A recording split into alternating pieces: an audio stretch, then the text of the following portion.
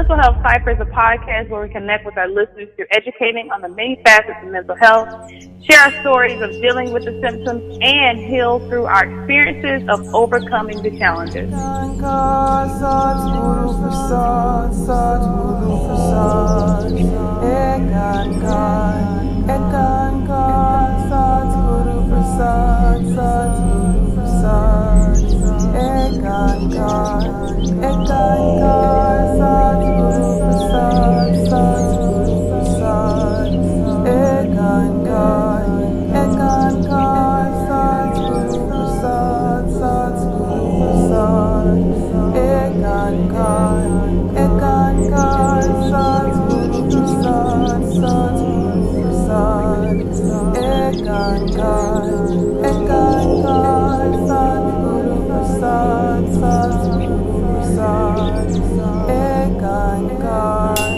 Hey, sis, you good? Hey, bro, you good? No? No? Well then, let's talk about healing.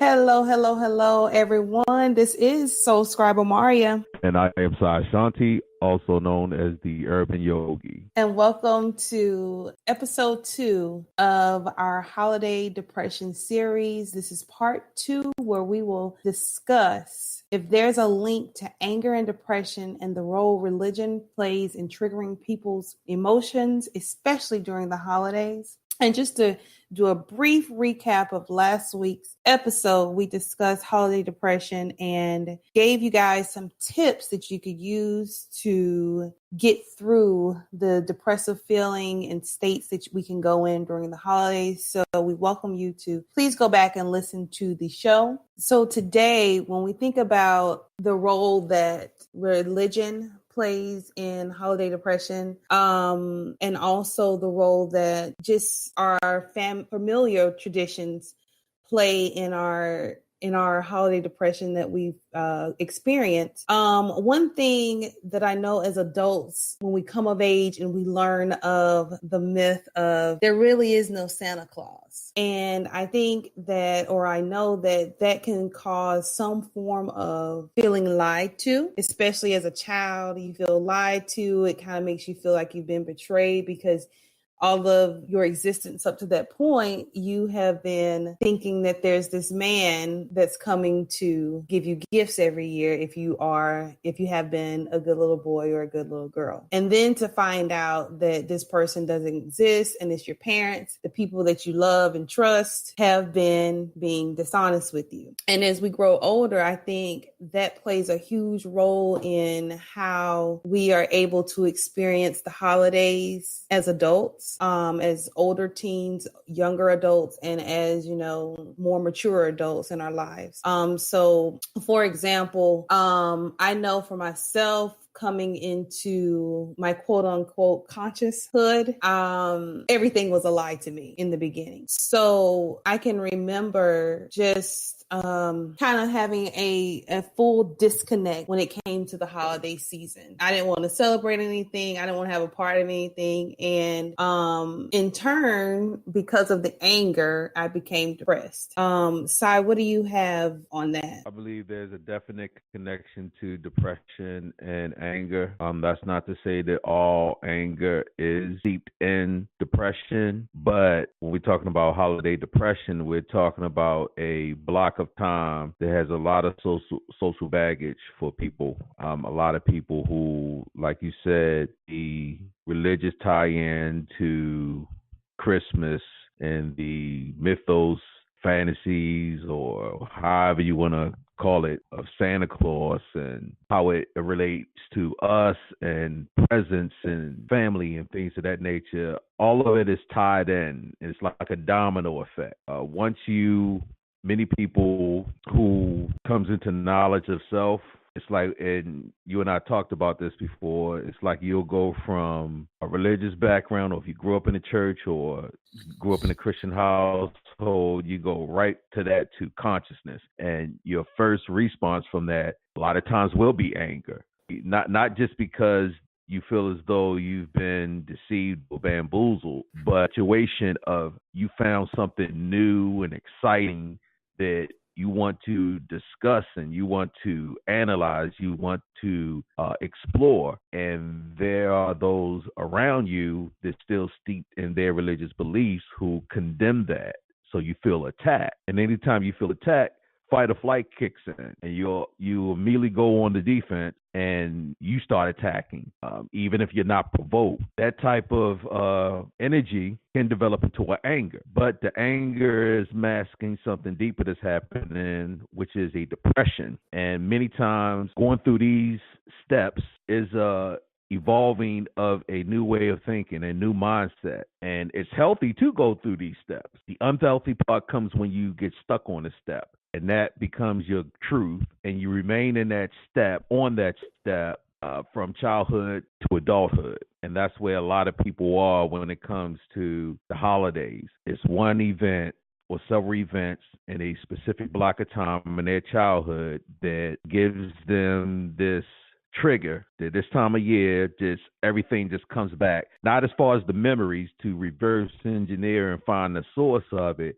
but the emotions of it. And they will vibe in that emotion rather than uncode or decoding the source of the emotion, and instantly just have a anger about themselves. A hatred for Christmas. I hate Christmas. I hate this. I hate that. And they'll start projecting that energy onto other people and other things. And of course, what you resist persists, and then you start attracting more things that'll piss you off about the holidays, more people that's pissing you off about the holidays. Meanwhile, you're actually in a depression. So not being able to make that correlation between anger and depression many times can leave you in a stagnant or perpetual state of anger when you actually depressed. And your trigger is Christmas, the holidays, this time of year. And I'm pretty sure we all know people right now that's very angry, and it just seemed like it come out of nowhere. Anything can set them off and trigger them. This is just a symptom of a deeper issue, a deeper challenge that people need to overcome or deal with, identify, and especially if you have a mental illness, it's exacerbated. Right.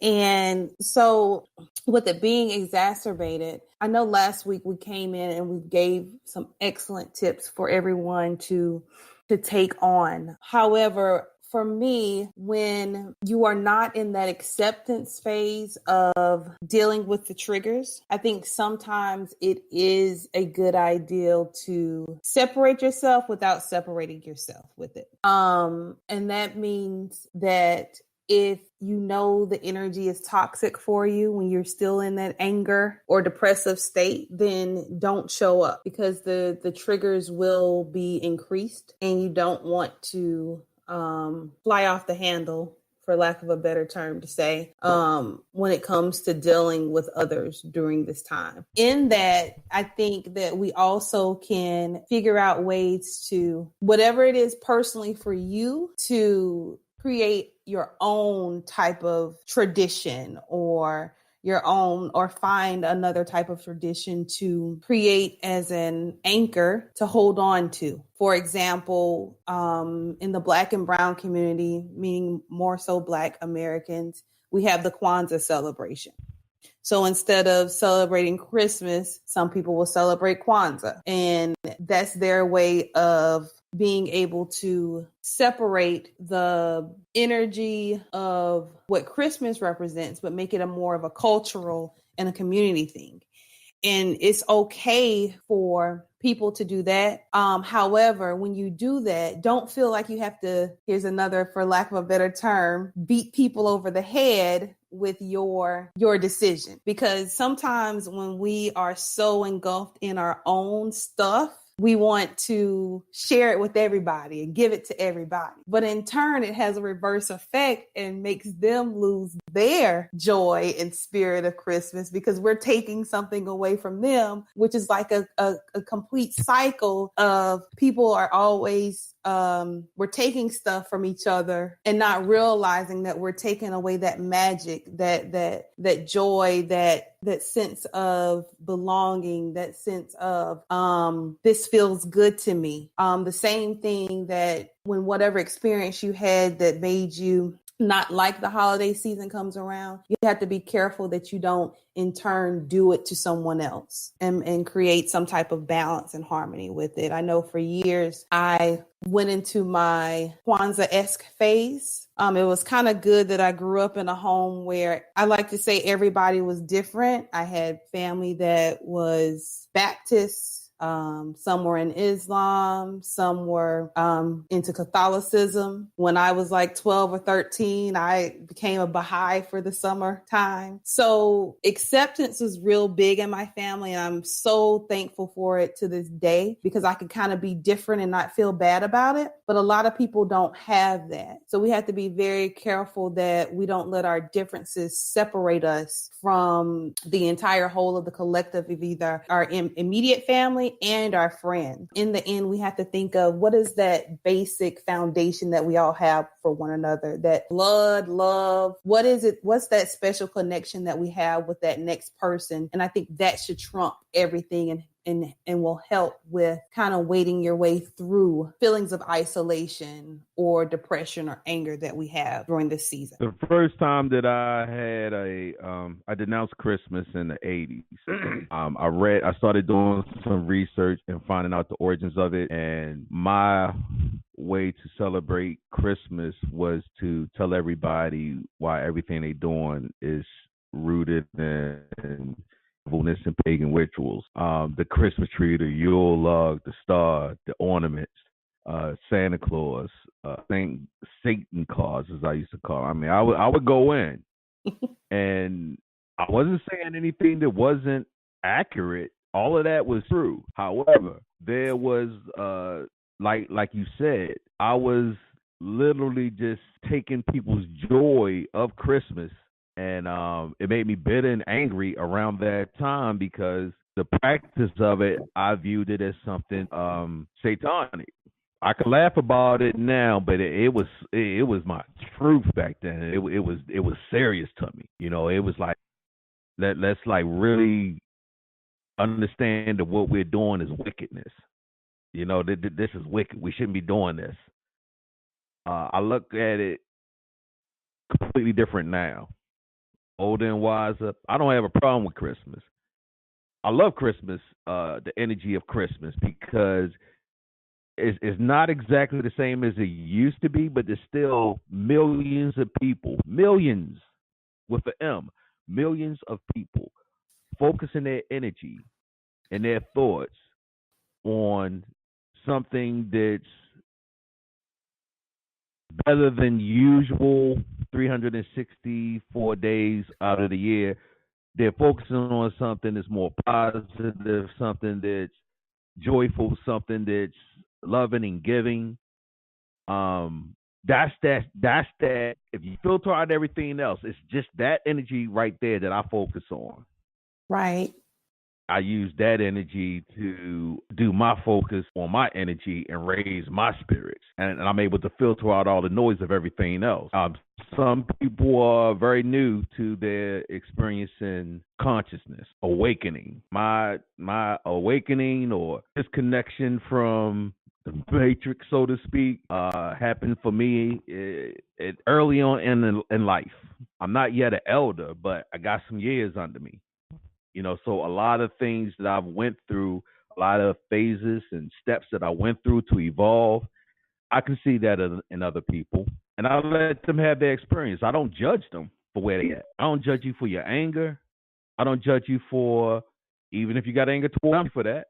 I don't have any time for that because I learned how to use my energy much better and wiser. So there's really no time of the year where you're going to find me in a depressive state, even though I deal with depression. And that surprised a lot of people in my circle, a lot of people that's close to me, because I'm smiling, I'm in a good mood, I'm always happy. But at the same time, I'm in depression. And you got to understand that the power to define your mind is in your hands. There can be clinical definitions for emotions that emit from a mindset, but the power to define how your mind operate under those emotions is in your power. So I redefine my depression as a state of mind in which I'm building and destroying. I'm taking away that no longer serve me or things that I'm attached to that is causing more harm than good for my spiritual growth. And I'm building new constructs of things that work based off of my experimenting of this works, that works, this did this, that did that. Building and destroying. And during that time, I'm very focused. I'm isolated many times. I need to be in my me energy. I need to detach away from other people's energies, emotions, even if it's a joyous emotion. It's not in alignment with the work that I have to do, so I have to be on my own. But I'm very mindful not to project any energy to anyone that I wouldn't want to have projected to me. And that's just like a few of the things that I do when I'm in my depression that on the surface doesn't even look like I'm in depression, because we're used to dealing with depression or looking at depression through the eyes of a stigma. It clouds our judgment by having a judgment and equating the definitions that are low vibratory, worse aspects of something. Many times we've adapted that as the truth, the totality of the truth of how something is. But once you redefine something, it gives it a new energy, a fresh coat of paint. It gives it a new meaning, and it doesn't have to be anyone else's truth but yours. My truth, me, anyone's fact. Facts are a collective decision behind information. That's it. But your facts can never override my truth. If my truth tells me one thing, your facts may say something different. If my truth is what's best for me, for my mindset, for my overall well-being, my truth is facts. Even if to everyone else that truth is not a truth.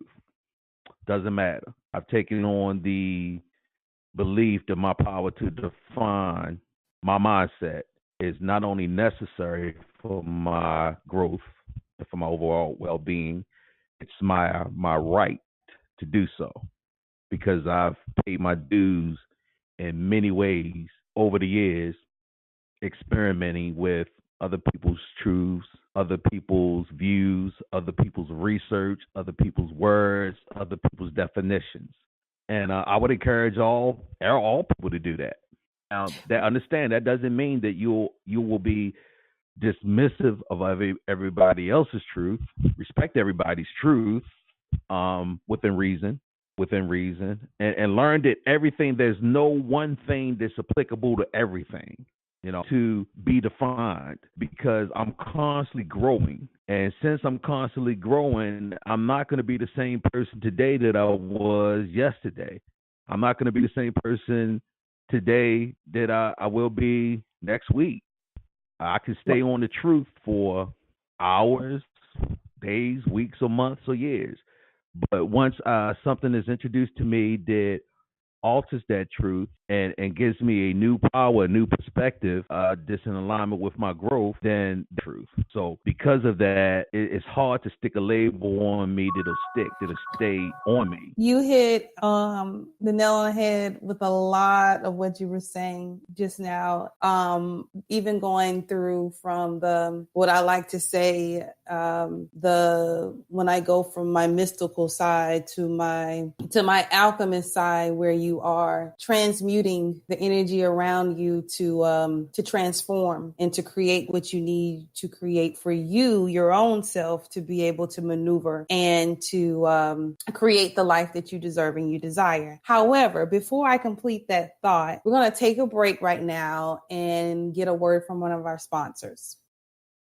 Welcome back, everyone. We like to thank our sponsors, and as well, we want to give out a shout out and thank you to Charlene Demerit for checking out our first episode of Holiday Depression. Also, remember, guys, make sure you favorite the show on the Anchor.fm platform, and you also have the opportunity to leave us a voice message. Let us know what you think about the show. We will respond back, and just to let you know that we just sincerely appreciate you guys listening to us. So let's get back into it. So Sai, as you were speaking earlier about, transforming the energies around you, it made me think of a quote, and I think the quote is by the Buddha, where it says, your soul, and this is a paraphrase, guys.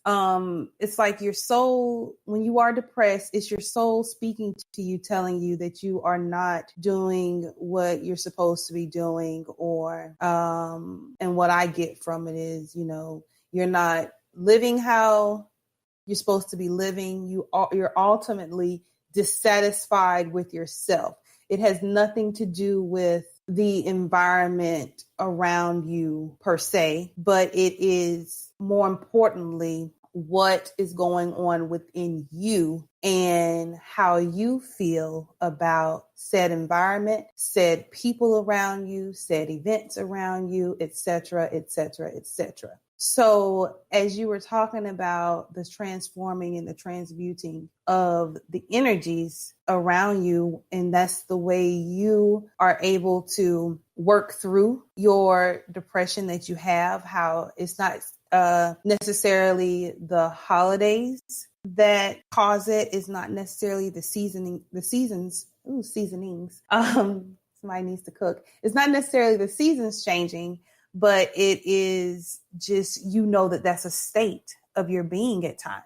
And I think it's very important for us as people to understand, me specifically, because I talk to myself more than I talk to anybody else, that we can take the energies around us and change them for whatever we need them to reflect for us. For example, the music we listen to. If when you listen to gospel music, for instance, that it brings up a sense of nostalgia from childhood, or a sense of being able to celebrate an energy of the creator or being that's more powerful than you, but you can also tap into that energy to make you feel a little bit better, then so be it. Go do it. I think sometimes we get lost in the hype and the sauce of Psy from the 80s, when he was against the satanic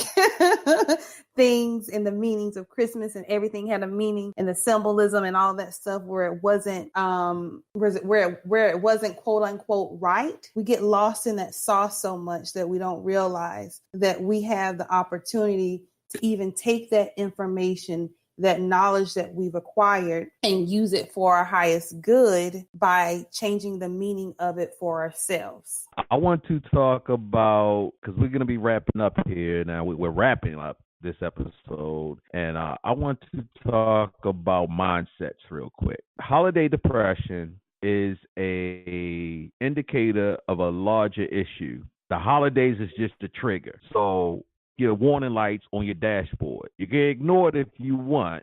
Those lights are there for a reason, letting you know there's an issue in your engine, that once it manifests into your car breaking down, then it becomes an issue. So anytime you have a pattern of depression, a seasonal depression, that's an indicator of a bigger issue that you need to address. So that's number one. Number two, once you are aware of that, you can stop falling into depression and walk into depression. What do I mean by that? I used to experience depression involuntarily. I had so many triggers that took me there. And then once I got there, I was totally at the whim of my emotions. I had no control over it. And getting out of it actually made me stronger. And over time, I learned to actually appreciate my depression, because appreciation was a much better vibration than feeling trapped inside of it. So once I knew what my triggers were, I knew that I was going into a depression, I voluntarily went into it with the new tools and awareness that I have now to cope with it better. So in a way, you can actually say that I mindfully go into depression rather than falling into a depression. Because if I mindfully go into a depression, then I have control over the outcome. You know, in depression for me, it's just rock bottom. It's a clean slate. It's a time for me to reevaluate, reassess things that aren't working for me, and to focus on things that are working for me. And a good tool and technique for that is just changing your mindset, which brings us to another one of our sisters who we would like to shout out, Leah Patterson. Leah Patterson has this amazing program called the Mind Your Happiness Challenge. It's a 5-day challenge that you could take at mindset.leahpatterson.com. The link will be in the description. And this is for the women, fellas. This is for the women. I was going to take it, but it's specifically for the women. I could just pass this on to the feminine energies. But during the Mind Your Happiness Challenge, every day you'll receive a message from her with an accompanying thought experiment that will help you incorporate the lessons in the message. Each day, you will have a group discussion on the topic of the message, and you'll have her help in applying it to your life. You'll be invited to an online sisterhood of women just courageously deciding to actively change their lives. And you'll have the option to upgrade to a VIP status and receive a PDF workbook that you can print out for use for reference over and over. These are lifelong skills that she'll be teaching you, and you'll have an amazing wellspring of support and encouragement and inspiration. So Leah is a very powerful teacher. She's a sister of many talents. Check out her YouTube page. Check out mindset.leahpatterson.com. We send you love, light, healing, and blessings, and thank you for your support in our podcast. And we look forward to engaging with you in other ventures to help us all heal. Yes, yes, yes. And while we're mentioning YouTube and podcasts and following, make sure you also follow the Mental Health Cypher on Instagram, Facebook, Twitter, YouTube at the Mental Health Cypher. We'll be sharing different stats and information with you via that way when we're not actually on the podcast speaking to you directly. So make sure you follow us to continue to get a deeper look into who we are and what we're trying to do here with the Mental Health Cypher. And before we go, Sai, I just want to share again some of the tips that we left off with or that we shared last week, just to give everyone, especially for the dudes that can't join Leah's program for the 5 days of happy. Women, make sure you please check that out.